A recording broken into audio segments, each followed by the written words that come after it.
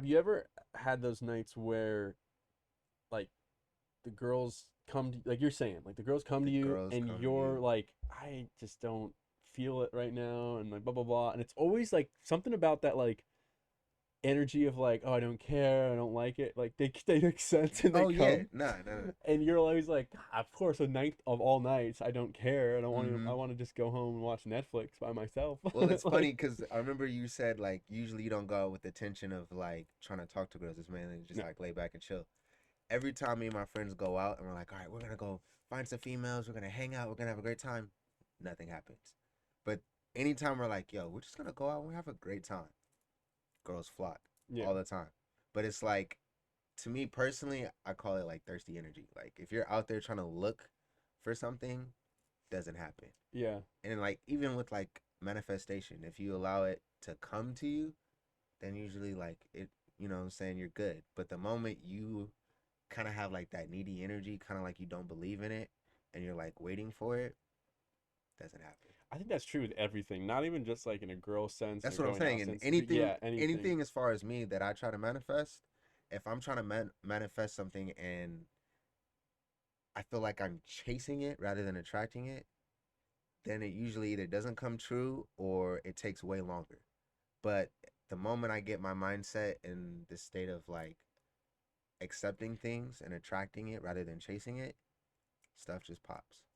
It And just flows. now, do you think? Because I have a belief with this too. Like the work on the back end is also super important. So, for instance, like let's take social media for example, right? Like Okay. you, like not you, sorry, but in general, like people, you need to post every day. You gotta do this. You gotta do that, Mm-hmm. right? You gotta have those things moving forward, and Mm-hmm. then somewhere along the lines, it just starts falling into place. But like Mm-hmm. it is one of those things where it's like if the work's not there in the back end and you're just like posting occasionally, blah blah blah. It's like So that it's doesn't come to you, right? yeah. You know what I'm saying? Like there's a weird So like the middle way ground the way I like somewhere. to think of it is like have you ever been kayaking or Yeah, jet skiing? yeah. So when I first started like getting on the jet ski and they were teaching me, they were like, yeah, there's no reverse and there's no stop. So like you either go forward or you kind of have to turn around. And so like especially when you're kayaking, if you're trying to go somewhere, you have to build momentum in order Oh, to actually go somewhere. And I forgot what it was one spiritual advisor she was talking about, but she was talking about momentum. And when you're like manifesting something, you actually have to build up momentum and energy in order to manifest what you want. You can't just like think it. right. And like for me, on my manifestation journey, that was the big thing. And I remember one time I was like thinking about it and I was actually I was actually tripping on shrooms. And I was like, yo, like what is the key thing that I'm missing on manifestation? And I feel like it's one, you have to believe it's gonna happen, but two, you have to prepare yourself for that opportunity. I've said that 100%. Yeah, you can have everything in order, but if you aren't ready to take that jump or take Mm-hmm. that leap, Mm-hmm. it's like it doesn't matter because you're not Mm-hmm. gonna be able to get there. But Exactly. I will say those opportunities don't come unless you have those buildups. Like you're building those building blocks. You're building that momentum with the kayak. Every stroke's getting Exactly. you one place to another, Exactly. and then Exactly. boom, you see the manatee. You know what I mean? Mm-hmm. Like whatever Yeah. it is. Nah, But like, definitely. yeah, I've been saying that recently to a lot of people. Just like you got to put the back end to get the front end. You know, Mm-hmm. there's a on the same lines of it. There's a lovely not a quote or anything, but just a saying I've heard of where like how much shit you can eat is how much reward you'll get later type of Mm-hmm. thing. And you've heard a lot of people come on, especially nowadays and like podcasts and stuff. A lot of the podcasts I listen to, the comedians and stuff, they're like, Yeah. yeah, I was dirt poor like, doing shows for $15 Yeah. and I'm working two jobs and I'm going to do a spot at night. Mm-hmm. And then, I did that for 5 years, 10 years almost, some of them, right? Mm-hmm. And then now I make $1 million a year. Now I'm rich, but I was never like that in my 20s, my Yeah, 30s, my yeah, yeah. 40s, you know? So let me ask you this, because this is something that I've actually thought about, and I don't know. I don't know. Do you feel like there's a correlation between being financially unstable in the beginning part of your life and actually having that success in the back end? And what I mean is like a lot of those people that do have those success stories, they struggled a lot in the beginning. Yeah. But then you have certain people who didn't have that struggle. Do you believe it? They are still able to make that level of success? I think it's a lot harder without the struggle, Why? right? Because you have like this cushion around you. You have to like create some type of struggle that molds you and gets you disciplined, and that's what shapes that person. You know, that person started out like you're saying, they had these issues, they had this, they had that. Money was a problem. They were Mm, always worried about money. It was super tight, and that taught them to discipline with money. And then as they got disciplined with money, you know, they were able to acquire more, or use that money as they saved up for something else, and then they could use it to help them benefit, and that taught them that key component, right? Or they taught them hard work, you know, and then from hard work came money, whatever that is.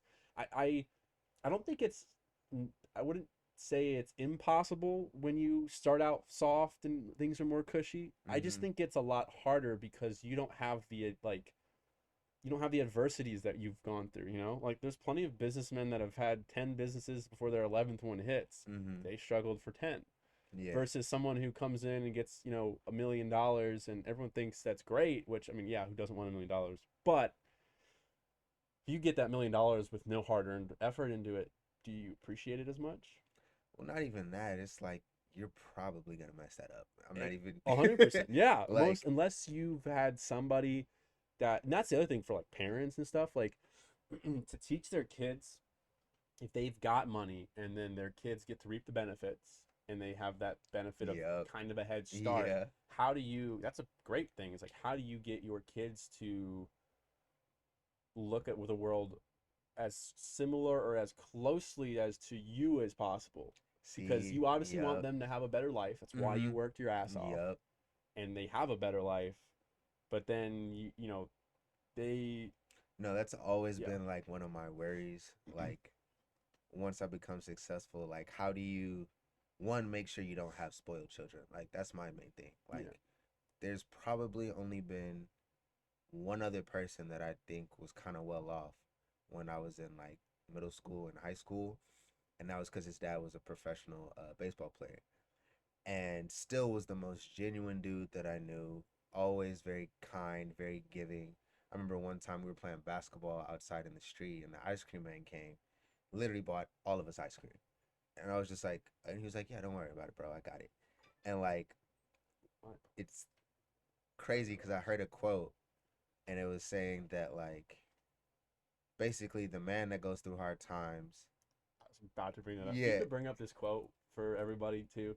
It's like, strong men strong men make or make, yeah, yeah, dude, I strong did men make weak make, sons, and I think weak sons. just hit enter. It's gonna come up. Yeah, Oh man, hard times create strong men. This is, maybe this is what you meant, yeah. but this is what I was thinking of. Where's that quote? Yeah, zoom in on that for us. You know how to zoom in on Chrome? Top corner, three dots. Yep. Then zoom in. Yeah, bring one more. Yeah. Yeah, so hard times create strong men. Strong men Men create create good good times. times. Oh, we got hit with the ad. Hard times create strong men. Strong men create good times. Good times create weak men, and weak men create hard times. So it's like a cycle Yeah. over and over again. Have you ever seen that cycle in your life? I think it's hard to say. I will say I think I'm fortunate that I grew up middle class, Mm-hmm. fairly well off. My dad did very well, and I've talked to my dad about that. He we just talked about how, you know, things come to you when you're putting in that effort, right? Yeah. And I think my dad, when I've talked to him, is a great example of that. I mean, my dad back in the day was, from what he has told me, and obviously I wasn't there, so Yeah. from what he has told me though was, you know, his family moved back up north. He was here and he was working 2 to 3 jobs, Yeah. staying afloat, Yeah. grinding away. And then he had two opportunities, and one of them was to be a salesman and own part of a company with one of the guys that he knew who had started the company, and the other one was to be a postman. And both have their benefits. You know, a post office man at the time was making $55,000-$60,000 a year, Very stable. very stable. Yeah. He would have a solid job. He'd get a great pension. I was going to say benefits, all Right, that good great. stuff. He'd had everything he didn't have for the first three jobs. And he decided, you know what, I'm gonna take a chance on this sales job and this other thing and just give it my all and see what happens. And um, he said, you know, same thing. It was a learning curve, but he already had the work ethic, and he just brought that into this job. And you know, ended up being one of the top salesmen at the new company. Owned a Mm-hmm. percentage of it. When they sold it off, he got a big chunk. You know that, but you know that didn't just get handed to him. He worked hard for it. Yeah. Now, on the other hand, I've been very blessed to have reaped those benefits, to live, you know, like I said, middle class, fairly well off, I would say. Mm-hmm. And he, I think, has done a great job of instilling certain efforts and to try not to, like, you know, work ethic, stuff of that nature. Like, Yeah. he's done a great job with that. Something that he did for me in college, which I have said to this day I would do for my kids too, Okay. is he told me, listen, I want you to focus on your grades. I don't want you to have to work. I would love for you to work. And of course, eventually it became like, you need to work. Yeah. Yeah. I was just Only wondering. because of Yeah. yeah, just and he did say, like, I don't want you to work a ton. I Mm-hmm. want you to work a little bit. And what he did was, he's like, I only want you working 12 to 15 hours a week. Nothing crazy. Just figure it out when you can do it. You know, you could do two doubles and be done. You can work one Saturday and be done, whatever it is. Yeah. Um, but I will give you an allowance based off of those hours, up to I like 15 that. hours. So Okay. you make an extra, I think he was giving me like 150 a week as Okay. a college kid, which you Yeah. really don't need much as a college Yeah. kid. And that was the routine, is I could work up to 15 hours, make Mm-hmm. an extra $10 per hour on Yeah. top of whatever I was Whatever you were making making. Yeah. as a server or a takeout person. And he would give the extra 150 a week, and I got to learn the value of money and hard work and Mm-hmm. learning money in that way. I really like that. It taught No, me a lot, I like I will that, say. honestly. Now I went a step further. I worked 25, 30 hours a week. I was like, oh, I don't, because there's other stuff with that. But I was like, oh, I have money now. And part of that for me was, I was like, oh, I have my own money. Freedom, Right. independence. Yep. Right. He couldn't tell me, don't go to that concert with Yep. that $150 I gave you, Yep. because it wasn't Yep. It wasn't. $150. Yeah. Yeah. Yeah. Yeah. So there's that aspect of it. But it taught me that I should work hard for money. And that's what got me to want to work more hours and blah, blah, blah. And that's why, you know, even now, like, I have my regular job, but I come here and I work 8 hours a week, help them. I do my own stuff on the side. So it's really like I'm working a lot more, but it Nah, instilled work honestly, ethic. same, similar. It's kind of the similar thing as far as like just learning to like put in the work and that freedom. That freedom was a big aspect for me. Yeah. Like I grew up very sheltered, Yeah. and so like basically me and my cousin we were doing a sales job, a door-to-door sales job, and our team got promoted, and so they paid for first month's rent and they shipped us out here to Florida. And like right before COVID hit, it didn't go well. The business crashed or whatever. And we had a choice. We were like, all right, we can either go back to live with our parents, follow those rules, and like you have that cushion, or you have Yeah. the freedom that you want, but you gotta grind to put the work in. And I remember literally like 2 weeks after I quit, I needed to make the rest of the rent, and I had no idea how I was gonna do it. That's crazy. I've never done that. Gives me anxiety Right. thinking about it. I was like, Oh my yo. gosh. And luckily I had got a job as a bar back. And that was the first time I had ever worked in like the restaurant industry. And then they're like, yeah, here's your tips. And I was like, wait, I get salary and tips? So literally I remember taking my cash tips, throwing them in the drawer every night. Don't look at them, don't touch them, don't spend them. Yeah. When I tell you the day rent was due, I had like 50 extra dollars left. And I was just like, yo, Like, thank you, hallelujah. God. But it was that grind moment, like you Mhm. said, that uncomfortability. And it's it's interesting because like you don't want to go through that uncomfortability, No. but like after it and after you get the benefits and like see the discipline, you're like, yeah, no, I definitely needed that. Yeah. So you brought up going back to your parents and that cushion.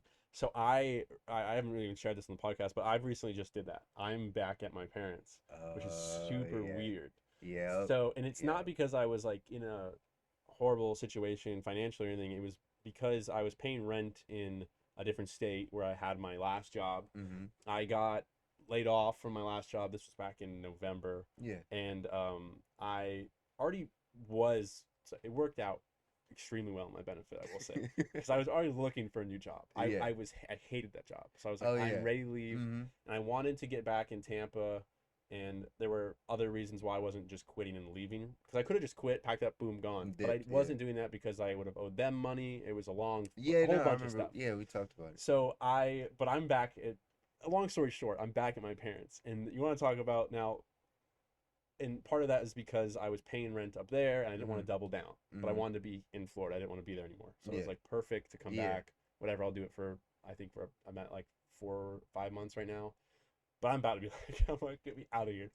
However, it is a weird thing to come back and, excuse me, to be at your parents. And it's a very weird thing to be gone and come back. And I mean, it's obviously great that they allowed me to come back, and whatnot, but that is also a weird grind, because I have friends and I know of some creators that have done this where like they're trying to get their page or whatever it is to pick up, and Off the ground. they're Yeah. just like living at home, grinding away on that stuff. So there is something that, like, that's an avenue to go, but I will say that is, No, whew, that's it's a weird avenue to go, man.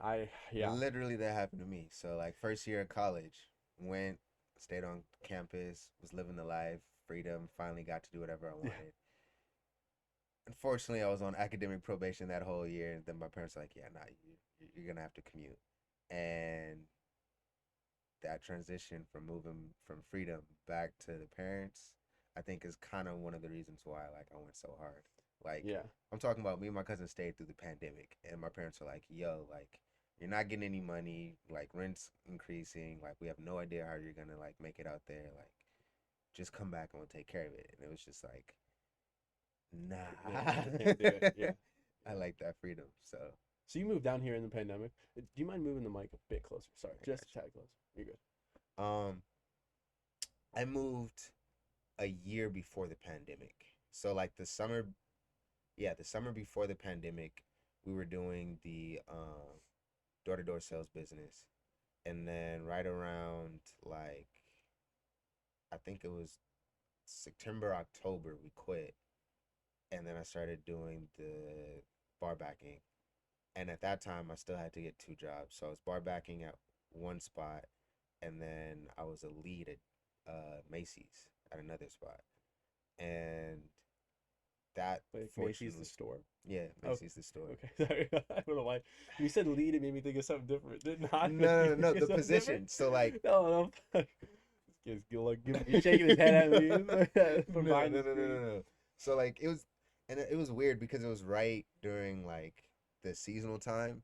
So basically, they just wanted me to walk around and like, you're the person that the customer can get mad at if they don't get their way, and then you give them the discount that they want.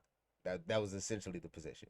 That's so, so So crazy. you just walk around the different like sections, make sure everything's good, and like, yeah, it was interesting. Taught me a lot about like leadership and like people skills. So yeah, I would definitely say like throughout all the jobs and things that I've done, I'm super grateful and learned a lot. Dude, customer service jobs are just something else, bro. Hats off. Hats off to the people that do customer service jobs, because that shit can suck sometimes, dude. It's weird, honestly. It's one of those things where like I love talking to people, but then you can get to that point where you're like, yo, I hate talking to people. Cause Yeah. like it just all the when people go in and have this certain idea of this is what I want, and you get to really see those kind of people that if they don't get what they want, the kind of person that they are, and yeah, there's some interesting people out there. I feel like there's that, and more and more there's more and more people that are just like, it's this, like they want, exactly what you're saying, like, I want this, I want that, and you're just like, this world Oh does yeah. not revolve around you, Oh yeah. Nah. ma'am. Respectfully. Yeah, sometimes it's just like, I like a month 2 months ago, Gasparilla time, Hmm. whenever that was, Yeah. whenever Gasparilla was, I went to pick up Chick-fil-A in the morning, breakfast beforehand, Hmm. for Gotta love some of our Chick-fil-A. group. and I'm there, and the line is the Always drive-through is stupid down the long. street. Stupid long Well, every time. okay, so preferences. Gasparilla, for those who don't know, is in Tampa, Yeah, and it's super crowded that day. Everything's popping off in Tampa. yeah. I went to the Chick-fil-A off of Dale Mabry, so Ooh. in the heart, like yeah, Yeah, in the heart of right it. in the middle. So it's packed because Tampa's already live. People are getting ready to go to parties. The parade starts at noon, so Hmm. parties are starting at like 9, 10 a.m. Like Oh people yeah, are going hard early. out. So people are there at the drive-through is down the street, around the building, down the street. I'm like, I'm not doing the drive-through. I'm gonna go in. Go inside. Wrong answer. Should not have gone in. Just Really? as crowded. Of course. Okay. Duh. Everyone has the same idea. You know what I mean? Like, so I go in and I'm not exaggerating with you. I wait 15 minutes to order my Hmm. food, which is Hmm. fine. I understand it's busy. I don't care about that. But my point with this story is so I wait 15 minutes to order. I order my food. I'm waiting about 10 minutes to get the food. I think most people are averaging waiting like 20 minutes to get Hmm. food. So 15 minutes, 20 minutes, 35 minutes total. Everyone can see how crowded it is, Crazy too, it is. right? No Yeah, one's complaining. yeah. Great. This lady comes up. There's Right. always There's one. always one. There's There's always always one. one. She comes up and tries to order, and they go, "Ma'am, breakfast just ended. I'm sorry." Ooh. Right. Right. Right. And then she goes off. I was waiting in line. Mhm. I've been here for 20 minutes in line That's to get tough. breakfast, and they're Yeah. like, "Ma'am, we'll comp something like whatever." I don't. They might not have said that, but they're like, "Ma'am, we just can't do breakfast. We cut everything off. It's a Hmm. hard stop. I know. I'm sorry, but that's how we do it." And every restaurant does do Yeah. that. You know, like They're supposed to. yeah, they all do it, and they're so crowded that I don't blame them being like, Nah, "We need to Chick-fil-A get is this." one of those things. If first of all, people at Chick-fil-A are so nice and so polite. That's the thing. If Chick-fil-A decides to cut something off, like yo, It's it's it's probably God's for a will. good reason. You know what I'm It's saying? God's will. Yeah. So she's screaming. Then people are like looking at her. Yeah. The lady up front is being so polite, and then finally she goes, "Ma'am, I can't do it for you, but I'm done talking to you. So you can order or not." And then Exactly. the lady goes even more angry, doubles down. Someone from the back yells out, "If you don't like it, then leave, bitch." And then other people are like, "Yeah, get out," because everyone's waiting politely, Yeah. and now she's holding up more people. Yeah. And then I chimed in. I never am like this, but I was like, I support the customer care people Yeah. of the fast food industry, and I'm like, if you don't, I yell up. I'm like, I'm like 5 feet from her. I'm like, Oh wow. "Ma'am, if you don't like it, leave. Like, we're all here. We all know how it works. Like, leave." And then she looks at me and she goes, "Do you work here?" And I go, "I can step behind the register and tell it to your face again." And then the whole place is erupted, and more Yes, people are yelling at her. sir. Get Everyone, out. where she thought she had this righteous movement, everyone be on Mhm. her side. Everyone turned on her, bro. Nah, Everyone turned on her. I love It's like that. your way, I love bitch. People were yelling at her. Oh my god, it was so funny. It was so, and then Grabs she her stuff. froze. She Yeah. was like, "Oh my god, everyone's yelling at Yes, me." She sir. grabbed her purse, ran out, and Get people, out. everyone, yeah, the whole place is cheering. No, But that's an dang, man, awesome like story. the whole way she was just wanting it to be for her. It wasn't like they were just like, "Sorry, ma'am, just you." Like, no, they told everyone that, "Oh, Yeah. sorry, we have a hard stop at this time." Yeah. But God, it was No, so it's funny. it's interesting, and like you kind of start to realize it the more you're in the industry, but there's literally people that if they don't get their way, they just want to bitch. Like Yeah, there's nothing you can do to fix the situation. yeah, They just want to complain. Cause you'll sit there and be like, I can do this, I can do this, I can do this. I just can't give you what you want. yeah, They don't want solutions. yeah. I can make it up to you. Yeah. Yeah. And those kind of people, you just realize you're like, all right, yeah. Like kind Oh, of like the lady did. when You I got it worked in the fast food industry or restaurant industry in college, it was all the time we had people come in, and you could just tell the way they were complaining or they had come before, and sometimes the management would take a note, like we had to, because there would be people come in that we knew they were there just to try to get a free meal. They were going to Mhm. complain no matter, like you're No saying, matter no what. matter what. Oh, They were yeah. going to complain because they wanted a free meal or a comp. Like Hmm. that was it.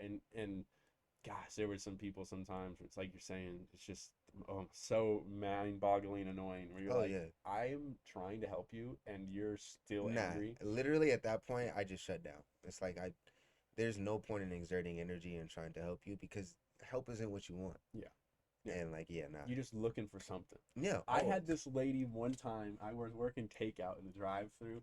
She comes in at 9:25. Close at 9:30. Yo, That's I hate for starters. That's number one. That's one Yo, issue. hey, anybody, please, if you're going to a restaurant, if you're going to a fast food spot, an hour before Yeah. they close, don't come, Yeah. please. Yeah. Yeah. Especially they're like as starting a to shut cook, things down. I am shutting stuff down an hour before. It's the worst. And now I will say I'm guilty of it. I've gone sometimes. No, I've done it once. If you do go, you need to tip. Know what you want, Know tip what you good, want, tip really good, and get the be process nice. moving. Yeah. Yeah, because everyone's trying to get out of the building, Oh and yeah, now you're here. 100%. But anyway, And don't stay 30 minutes past close. Yeah. Oh, that's even worse. Yeah. Luckily, no. I didn't have to deal with that, but I've had remember some servers being like, "They're still here," and you're like, "What?" I'm talking about cooks are gone, everything's clean. I done vacuumed twice by you, and y'all still don't care. Yeah, Yeah. No, y'all gotta dip. Yeah, it's horrible, horrible. So back to the story. This lady, bless her soul, she comes in. She's like, "I'll take the X. It's our biggest meal possible. It's for a family. Okay, it's the biggest." Wait. She was by herself? Oh, she. It was to go, so I'm Okay. assuming it was for she's bringing it home. Okay. I understand it, but at 9:25, you're like, "This is the biggest meal possible. I have to make 5 3 of your minutes sides. before it. I have to give you this. I have to give you that. I have to make you a gallon drink. Like just ah." The most. And so I'm like doing it, and of course I'm not thrilled. I'm not trying to give an attitude by no means, but I'm you're not human. thrilled. Yeah. But I have to do this 5 minutes for like same thing. I'm mopping like. Oh yeah. And so I give it to her. I check her out and everything. No tip. I'm like, oh no. Okay. Then I hand her the bag, and she's like, "You didn't ask me what bread I wanted." And I go, "Oh, what bread would you like?" I want XYZ. Oh, that's what it comes with. There you go. Yeah. And then she was like, "Excuse me, you don't have to." And I go, I knew this is what it comes with. Yeah. You got mad I didn't ask you, but it comes with that. Comes like with you have that. to make if you want to change it, it's a special request. Yeah. So if you don't say it, boom, I'm hitting the default. button. Yeah. You get that button. You're getting But, default oh my bread. God. Easy. And then the drinks and just I remember just being like, I don't know why she of all people sticks in my head, but woo, she does. Nah, I've had a couple of those. For sure. I had a lady one time. So funny story. When I was working we had a drive-through at our restaurant. Yeah. Which is I can say where I worked. I worked at Sonny's Barbecue in college. Okay. So yeah. we had a drive-through for takeout, and I I've worked never it. seen it. And I worked it, and let me tell you something. Your boy worked it. I walked out of there with tips. No joke. I walked out there sometimes with more tips than the servers. That's crazy. So I was like, because I was technically in takeout. Yeah. I get paid like.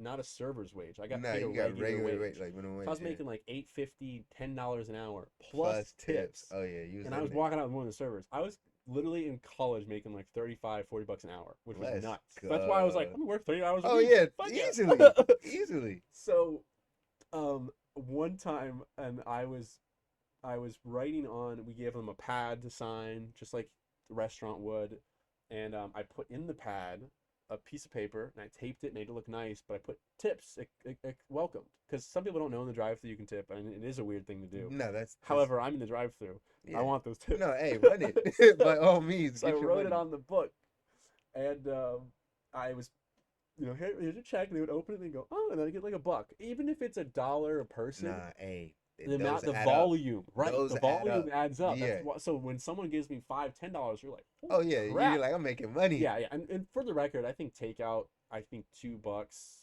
is okay for anything, really. Yeah. I think takeout people don't expect tips, but like $2-3 is really worth it. Mm-hmm. This one lady, you accept tips in the drive-through, and I go, it's totally optional, but yes, we do. And she did it. She said it to me. She's like a regular. Yeah. She would say it every time she came in. Nah. I was like, ma'am, I've seen you every day this week. Yeah. Like, you've asked me this every day. It was just funny. It was just something. I don't know. Just something funny. That's a funny that's story. awkward. Yeah. Nah. I used to actually work at In-N-Out Burger back when I lived in California, and I don't know what it was, bro. But like, first of all, I don't know, for those people who've never been to In-N-Out, it's very similar to Chick-fil-A. The drive-thru, always out of the parking lot, every time. And literally where I was at, it would wrap around the parking lot and, like you said, go out to the street. And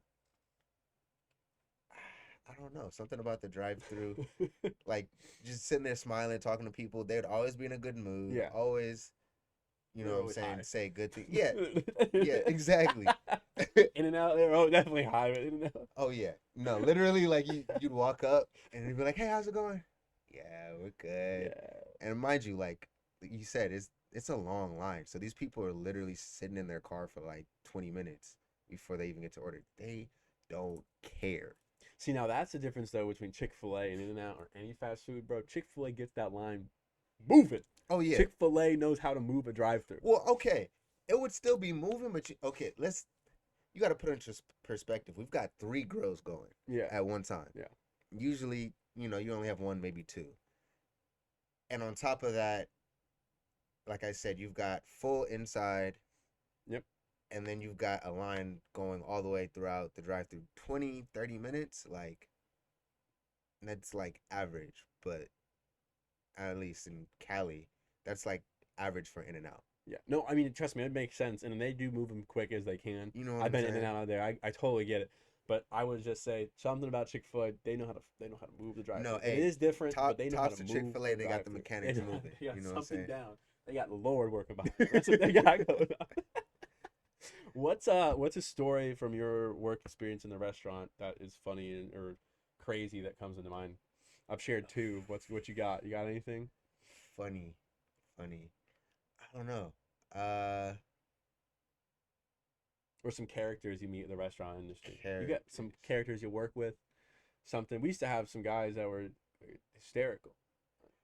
I don't know. I remember one time this one lady was like complaining about how her eggs were cooked, and we were sitting there, like, cause I was a cook back, and so we're sitting there, and they're like, "Oh yeah, like you get some of the like most ridiculous requests." It's like, "Oh yeah, let me get a waffle with no squares," and you're like, "So, What? With no squares? so ma'am, you want a pancake?" "No, I want a waffle with no squares." It's like, "All right, yes, sir." And you give them, Yeah. and it's funny, especially with eggs, You because like cut the pancake into a square. I should have honestly, Just honestly, I shape of should a have, waffle, but or sit there and just kind of like oh my gosh. shave it down so it's just like flat. But yeah, nah, honestly, I probably have more horror stories than good stories, which is weird. So I, usually I just try to like forget, Block it out. block it out. I will say there is something about the restaurant industry where it can be very exhausting. There also is something about that work, like something about that type of work is like you feel like you've had a really busy and accomplishing day, even though the pay might not always represent it. But like you come home and you're like, I worked 8 hours Oh yeah, today. Like oh I yeah. worked No, the I full earned 8 hours. my 8 hours. Yeah, yeah. I will say I do kind of in a weird way miss. I used to do the restaurant industry in college. Before then, all that Mm, stuff. I actually worked at Chick-fil-A and I worked at Sonny's, okay. and I do in a weird way kind of miss those days of working like school, then doing that, and then being off at like 10, and then either going out or just going to bed. Like, you one of the two. You do one or the Oh other. yeah. No, you're either going to bed or you're going to go drunk. That is the only thing about the restaurant industry that is, I think, where people can get trapped in it is the lifestyle, dude. The lifestyle of it Yeah, can nah. get you hooked in. And it's funny because, like I said, I grew up very sheltered. So when I first came out and I was in Florida, we were living in Sarasota. So we were working on Siesta Key Beach. Nice. So Beautiful. beautiful Beautiful beach, beach. you know what I'm saying? Bars all the way up and down that street. And I remember at first, like, I was like, yo, all of my coworkers are alcoholics. Like, Yeah. Yeah. as Yep. soon as they get off of work, Yep. they're all drinking. At least, like, I joke and say, like, the first 3 people that I met all had DUIs. Yeah. And I was just like, yo, like, but it is that lifestyle of, you know what I'm saying, working hard, go out, drink, party after. Just repeat. You know what I'm saying? Party till 3 a.m., wake up at like 11, especially if you got a double, get ready, go to work. And it's fun and convenient. But at the same time, it's like, if you want to move forward, you got to make a plan, get in and get out.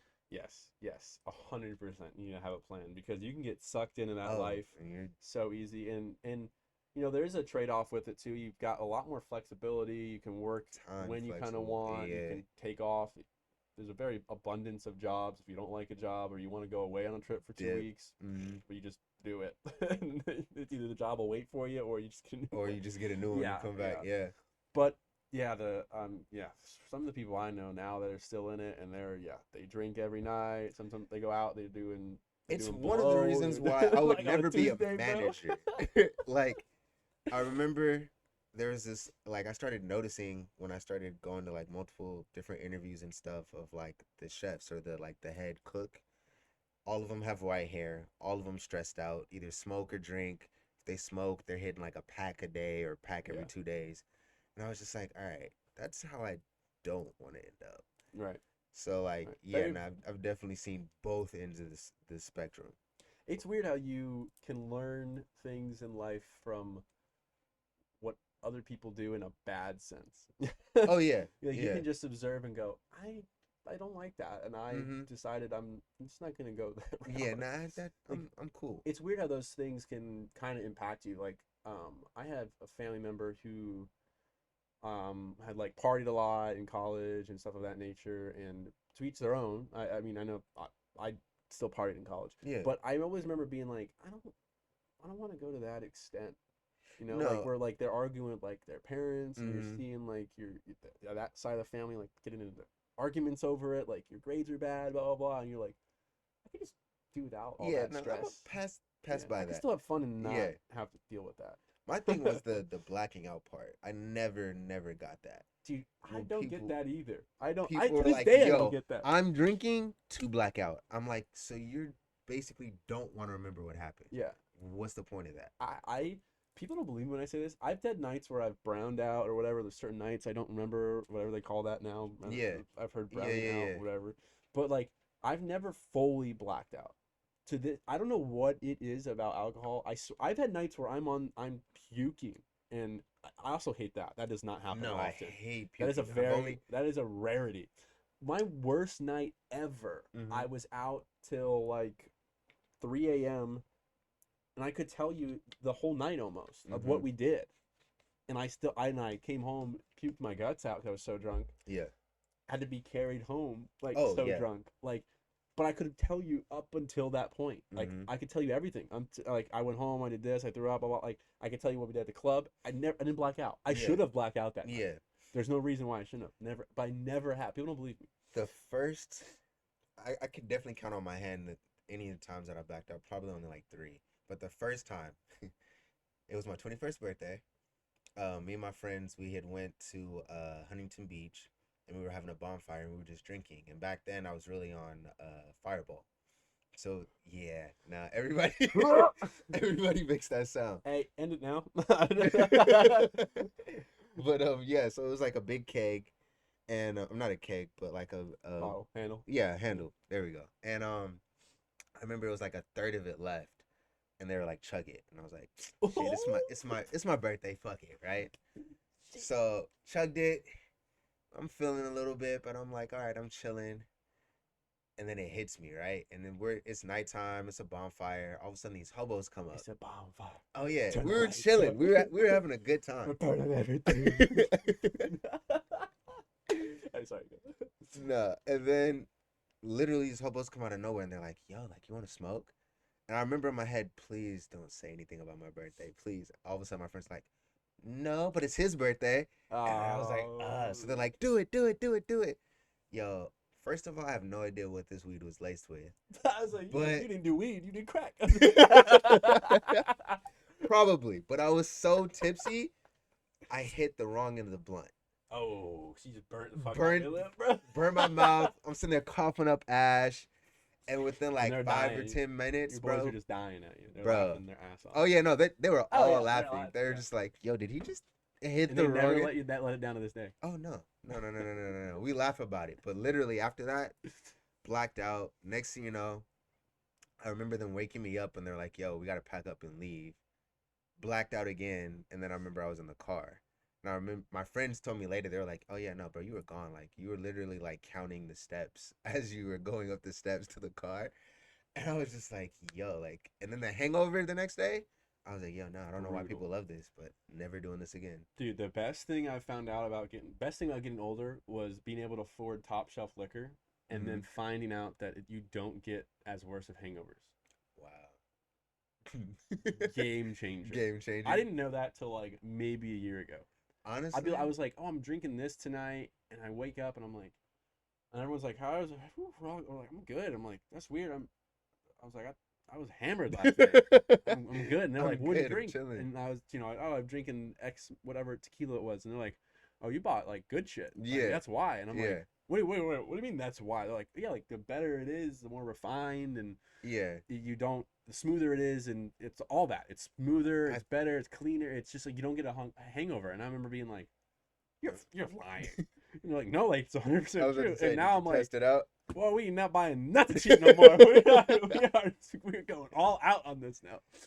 No, I've never heard that. Me, I've always my three rules are one, Have you heard that? You got a mic? Yeah, you're always allowed to speak. Of what? Heard of what? Like, the What was you better the say? What we alcohol. just were talking about. not really. You've never heard that? No, not really. Okay, look That's up. what I'm Look saying. up. What if I just made this up? I don't even know if I want to know. I don't even know if I want to know this. Look up. Does top shelf liquor give a less hangover? I bet you it's looked up. Give. Look at that. First thing. After he types Nah, almost the whole thing. that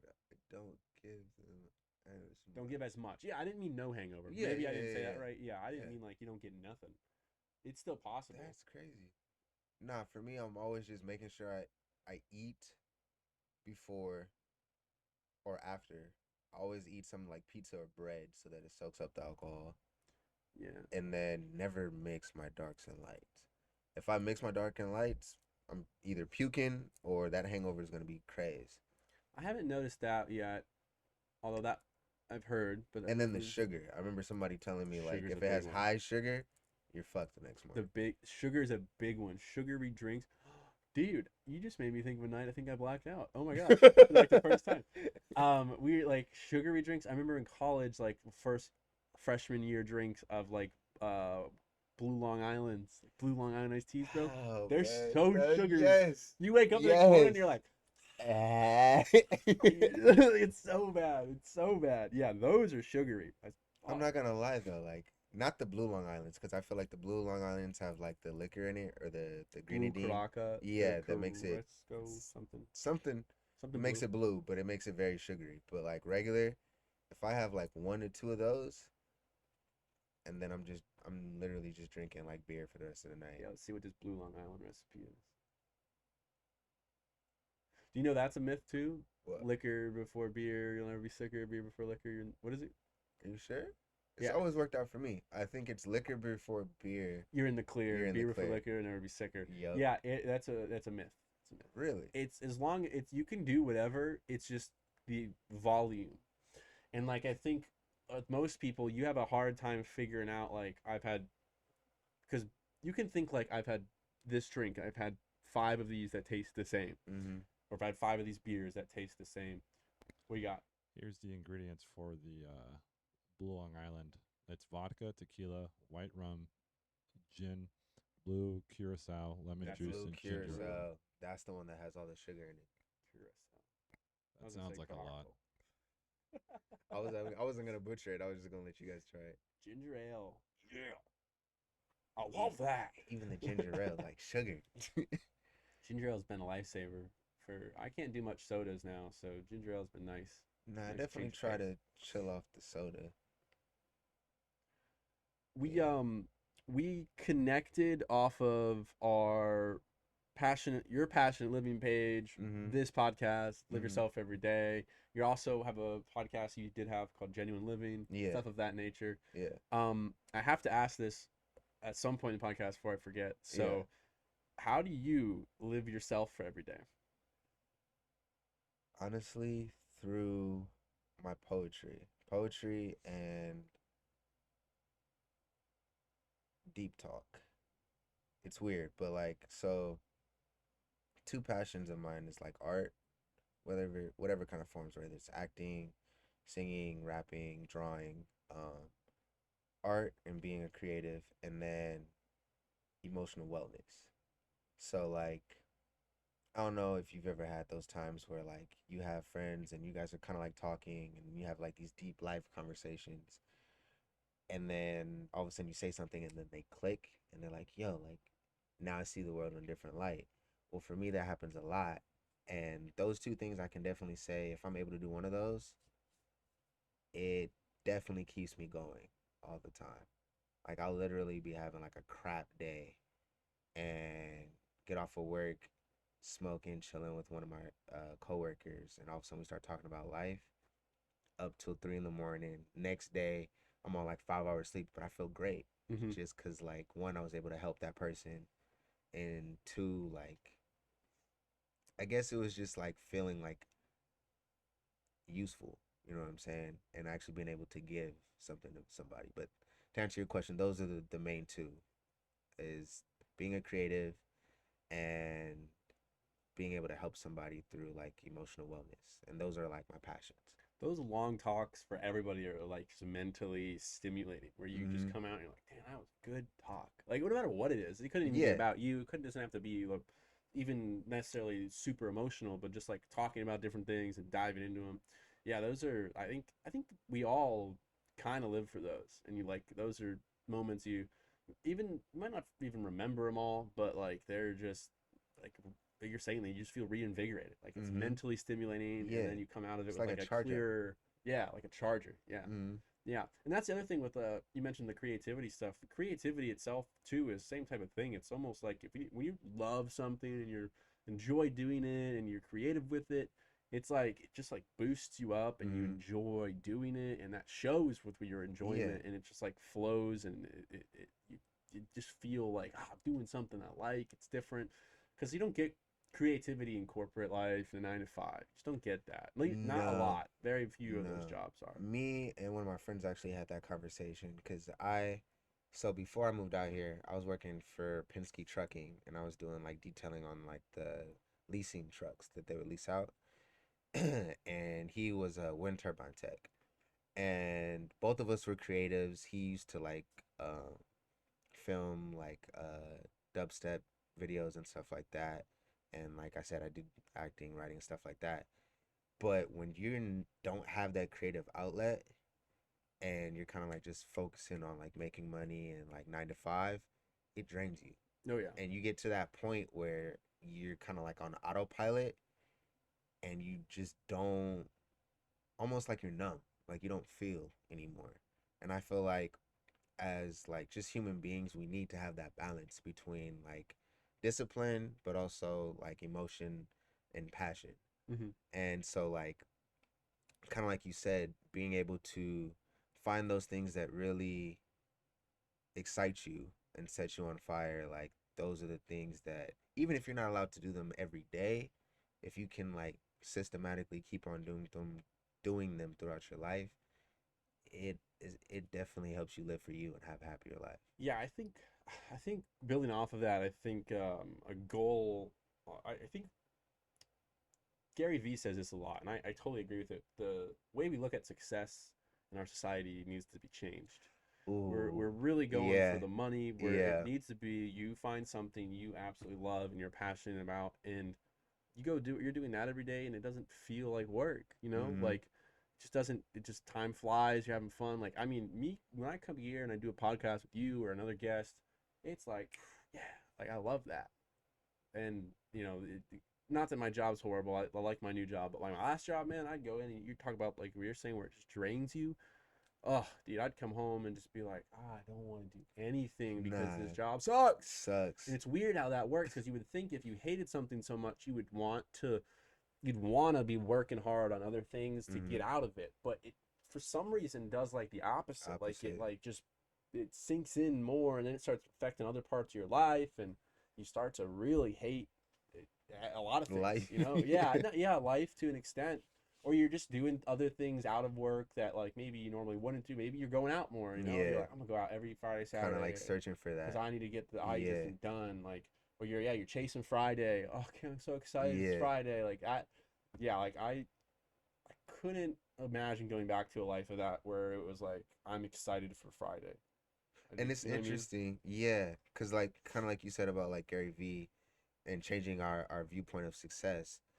That at that time was the most amount of money that I had ever made on like a hourly job. Mhm. So I was making good money. Yeah. However, because I wasn't doing what I loved, it literally got to the point where I'm trying to write poems as I'm like detailing cars Yeah. because it's like I need this escape. You know what I'm saying? Yeah.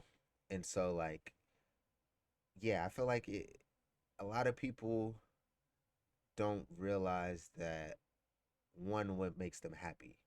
And so like when I first started off the Passion Living page, I had a questionnaire, and I started this in college because I had gotten to that point where I came in undeclared and everybody else had a major and they were doing kind of like what their parents told them to do, but not necessarily what they wanted to do. Yeah. And for me, I just couldn't do it. And so my first question would be, if I gave you as much money as you wanted to for the rest of your life, what would you do with it? And people who don't know what their passions are either going to say, I'm traveling, pay off all the bills, or my favorite, start a business. And I'd be like, okay, well, why do you want to start a business? Oh, just so I can have money. But if you're getting as much money as you want for the rest of your life, why do you need more money? And it kind of like makes people think, and it opens your eyes Yeah. to really see how much money has control over like our lives and how we value that to the point where we think it'll equal our happiness, but in all actuality, like I don't think it will. It helps stay grounded and definitely having a foundation, so it's important, Right. but it's not going to give you that happiness or fulfillment that you're looking for. Yeah, a quote I learned the other day, or just a saying, was like, the money is going, oh God, I'm gonna butcher it. Money is going to exemplify whatever Yeah, traits you have. exactly what. Yeah, Yeah, it's yeah, gonna make those traits come out more apparent. So if you're like a good person and you're nice, the money's not gonna change that. mm, And if you're an asshole, you're always an asshole. You yeah, know what I mean? Like that. The exactly. money is like, it's just, you just gain Amplifies extra. that. Yeah, amplifies it. That's the word. What did I say? Exemplifies. Yeah. Something of that. Something dumb like that. But yeah, it's gonna amplify who you are as a person and the things you like. Yeah, and money does help. I mean, granted, not being stressed about bills and stuff like that is always nice. I mean, if you can alleviate that stress alone, it frees up a lot A more lot, time mentally for you to start hitting those maybe other avenues of like, oh, I like doing this or that, whatever it might be. And I don't want to knock it. Like, there's nothing wrong with working a 9 to 5 or a corporate job, but find one that you like if you're gonna do it. That's the one I'm getting at. You Yeah. know, like I can speak to that because my last job I just despised. I hated it Mhm. toward the end, and I don't feel that way about my new one. I really like the new one I Yeah. got, and it's a lot of work and it's a challenge, but I like that versus like just sitting back and Yeah. moping around my day and being a cog in the machine. You know? Mhm. So No, I saw a quote and it was like, not everybody is built to be a CEO. And so like people don't realize like, oh yeah, like the CEO has money or whatever and they can do whatever they want. A lot of those CEOs are working over 40, 50 hours a week. They always have their laptops with them. They're like Yeah. the lifestyle that comes along with that is something totally than what they Right. envision. And where it's like some people, you might actually be happy that as long as you're able to pay your bills and take care of your family, that is what success and that's what happiness looks like to you. mm-hmm. But I feel like not a lot of people are taking enough time to get to know that about themselves, Yes. and they're kind of falling into this trap of this entrepreneurial or business era where everybody's trying to start businesses, and it's like some of you guys, everybody's trying to be a leader or like a chief, but some of you guys would be perfectly fine just being a soldier or a follower. Like we need some sheep. nah, I need some people to buy my product. Yeah, exactly. Some consumers, you know what I'm saying? So, some of you need to stick to your lane. You're buying my stuff. Okay. No, I totally get what you mean, though. I totally get what you mean, and I actually do have a belief that everyone could be their own business person and whatnot, because at the end of the day, is like you might have your own business, but you're gonna buy some else other product. You're not, you know, what I mean, I make that joke half-heartedly. That's not really Yeah. how it works. Yeah, You yeah. can have your own business and still be a consumer on something else. Mhm. So like there is it. That's how it works. But I do think you could be your own business person.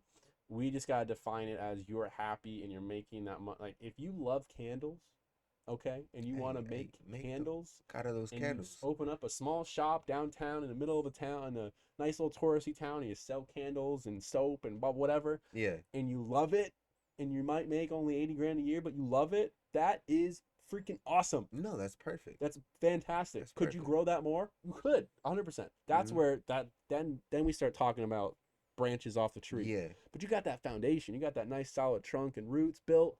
You're great. You're Yeah. great. You can keep going if you want. You can make that tree get taller and branch out more and do more things with candles. But you don't have to. You know, you can be just content there. And that's what I think. I agree. People gotta start putting things in perspective. Do I want to work at that CEO level?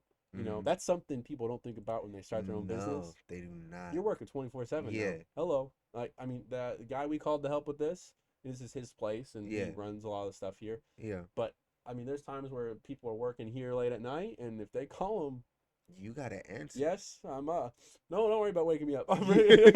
You know, it's just that's how it is on a Saturday. When sometimes I come in here and Yeah. do stuff on a Saturday, and if there's something I'm not sure about, I give him a call. He answers. You No, know, that's as an Like, entrepreneur. I think that's one thing people don't realize is there's no such thing as weekends. yeah, If not you're having really, your no. own business, like weekends is just extra time to work on whatever you're working Yeah. on. You know what I'm saying? In over time, that I think again, we are speaking of like the beginning. The When beginning, you're yeah, growing yeah, that, however many yeah. years that is, but you can get to a certain level where yeah, that's going to be taken Yeah, over. residuals. Right. Mhm. There's a certain point where the guy that we called earlier, is going to be able to hire somebody that's on the call, and he's going to be fine. He can Chilling. hire a weekend guy. You know that comes with time. Mhm. And again, that goes back to what call back to what we were talking about earlier about like you eat shit for a while, and that 7 day grind is your 7 day grind for 2 3 Yeah. years 4 years, but then by that fifth year, Fifth year.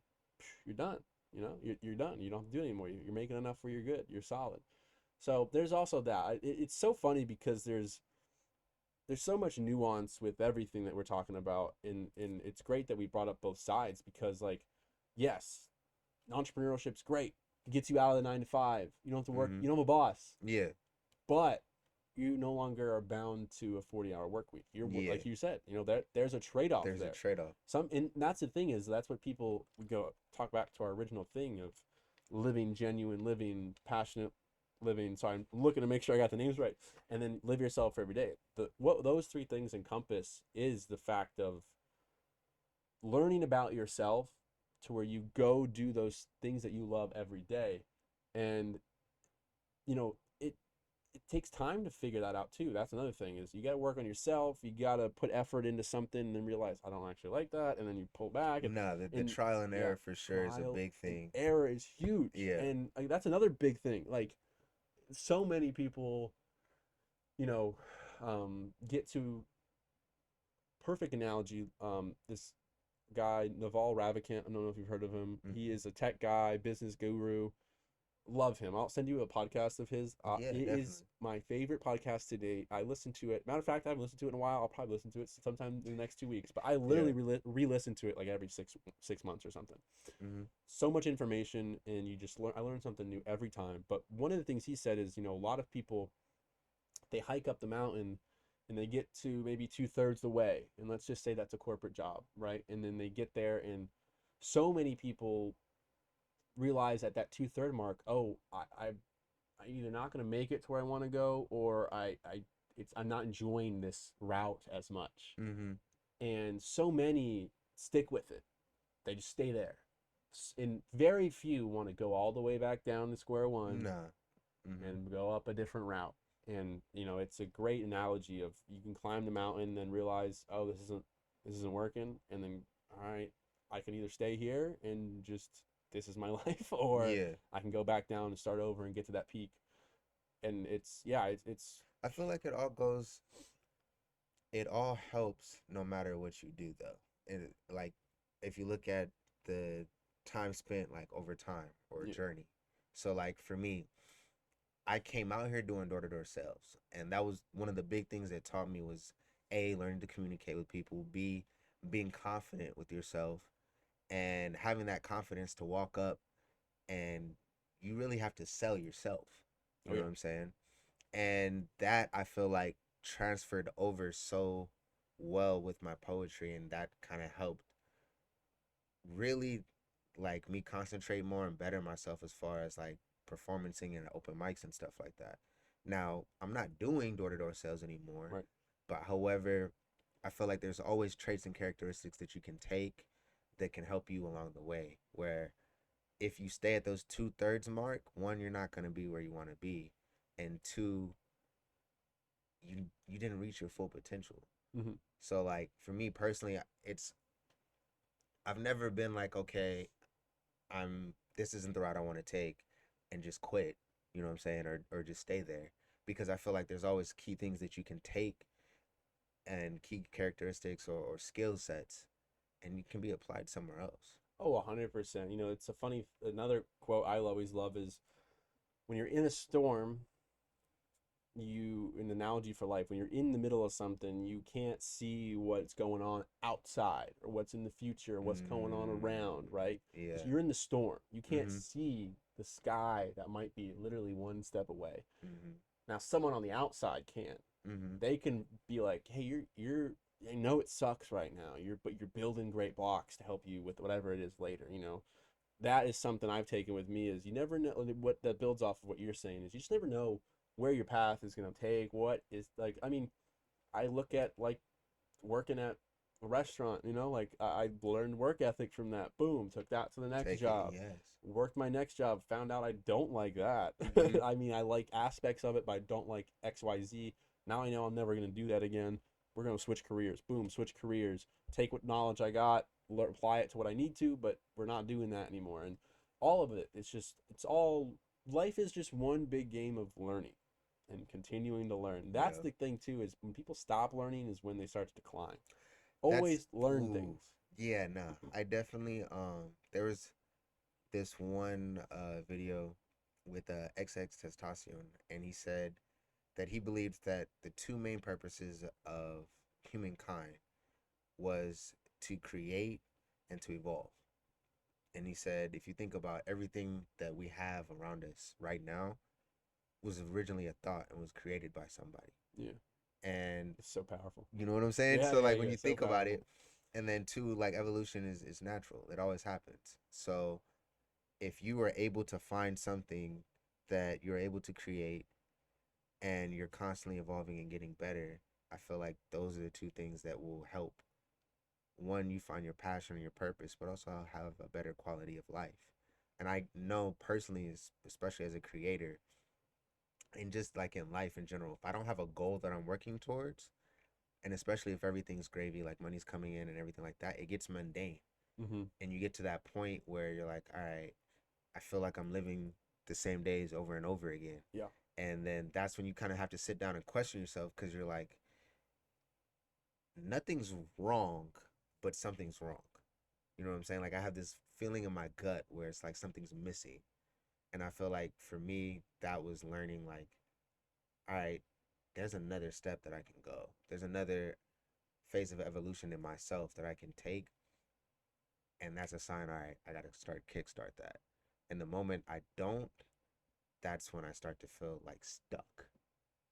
And yeah, nah, that was one of the big things. It's just always learning and always growing. Yeah, feeling stuck is that is a feeling I wish, you know, I don't wish upon anybody. That is a feeling that just utterly sucks, and it, whether it comes from work, what it can come from all sorts of things. It doesn't Mm-hmm. just work, but Oh like yeah. that feeling of I'm stuck is that is a heavy feeling, man, because you can. The other thing is too when you can realize it and continue to be stuck and not know where to go. I think And that's you're the and that's worst part where about being stuck is like yes. not knowing how to get unstuck. Yeah, and you can have those moments where you're just like, and and the other thing is too, is like when you're stuck, you gotta kind of, usually you realize it when it's something you're not into, but you kind of got to keep it going for a little bit, Mm-hmm. whatever that might be. Yeah. Again, it could be literally just like it could be just living at home. Like, hey, I had to move back home to help a family member out or something. And not that that's that's a bad Yeah. example, but like you might do that at first, right? Mm-hmm. And then you realize like, oh, I'm stuck in this situation. I got to keep doing it a bit longer. And then your mind kind of goes haywire because you're like, I don't know how to get out. I don't know where to go. What do I do next? Like, and Mm-hmm. it creates all these extra issues and Yeah, the anxiety the and the anxiety fear. of it all. And the most important thing when you're feeling stuck, I, from my experience, because I had that with my job and where I was Mm-hmm. living at the time, my experience is to, when you realize that, take a week to just process that you're stuck. Take a week, process it, take a week off or whatever else. If you're doing extracurriculars, maybe take a week off. Still go to the gym, still do the things that get you active, give you good Mm-hmm. endorphins. But like if you're doing side work, maybe just cut it out for a week. Start evaluating your life. Take a week. Slowly, after that week, or you can do it as soon as you want, really. Start doing very small things that you enjoy. Enjoy. and Yes, and that's you'll what I was about start to doing say. those small things, and it's going to build off of one another, and then you might realize you're stuck, and then you might start seeing, hey, maybe I want to do this, maybe I want to do that, and these opportunities kind of open up. But you gotta just calm yourself, relax. It's very easy when you realize it that you can just go haywire, and you gotta just take some time and relax, go out for a walk, do some things in nature, get in tune with yourself, feel it out, figure it out, and it's gonna come, and it's like you said, an idea just whoop, just comes out of nowhere, and you're like, I think I want to go into this now, and it's gonna happen, or do something different. For me, I remember watching an interview with Kobe Bryant, and he was saying that life is a cycle. And once you learn the cycle, then you know and you can learn how to maneuver. And so, like, after I had heard that, that was kind of like my focus of this year is understanding what my cycle is and how to maneuver that cycle. So whenever I'm feeling low, or if I'm feeling stuck, if I'm feeling out of energy, or if I'm feeling Self-doubt, unloved, you some know what I'm saying, yeah. self doubt, low confidence. What are the things that help me like fix that? So that whenever those things come, I just look, all right, yo, this is what I got to do. Boom, I'm right back on track. And I know for me personally, it's like you said, one, doing something that I love, whether it's very small. Like for me, I like going out and trying new places. So there'd literally be times where if I'm feeling stuck on my off day, I'm with nobody. And I'm literally, I call them self dates. Yeah. And I'll take myself out on a date. Self-care days are Ex- vital. Even when you're doing great. Very, very vital. Very, very vital. And then just like, I don't know, getting grounded and being in nature. So like, what was it like yesterday? I love going to the beach late at night and just like listening to the waves. And like I'll smoke some weed and like kind of like chill and just kind of like evaluate my life. Every time I've done that, next morning, full of energy.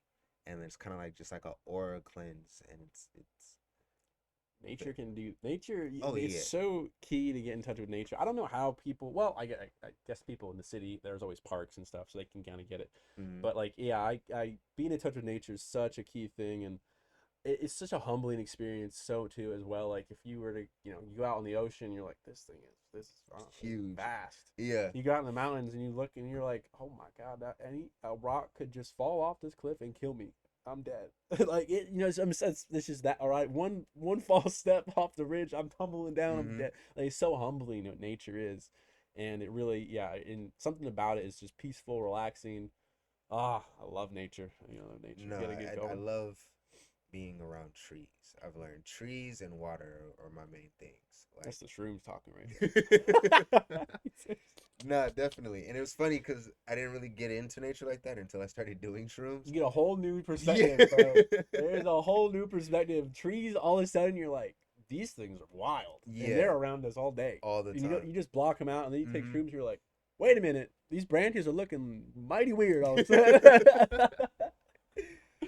Oh my god. Yeah, nah, most definitely.